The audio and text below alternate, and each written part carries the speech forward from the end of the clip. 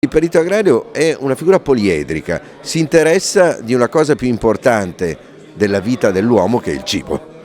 Quindi come mantenere un cibo, come seminare nel modo migliore, scegliendo i semi migliori, nel terreno migliore, creando le condizioni migliori, ma soprattutto per arrivare alla fine a quello che è il frutto, il prodotto finale, che possa essere il più sano e il più genuino possibile. Ma anche tutta la parte normativa che collega il settore e cui non si può più trascendere. Ecco che la figura professionale diventa fondamentale in questo obiettivo. Ci sarà un ruolo più importante rispetto al passato per questa categoria di professionisti?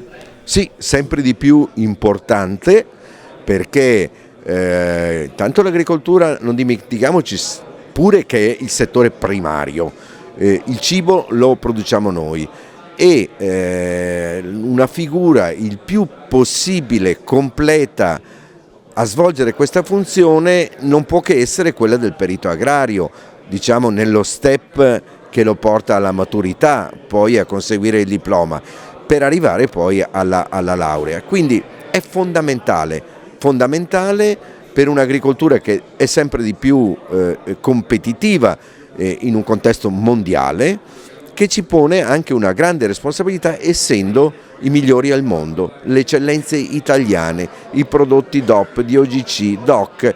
Abbiamo i prodotti migliori al mondo e dobbiamo avere anche i professionisti migliori. Ecco perché il perito agrario ha un ruolo fondamentale in questo obiettivo.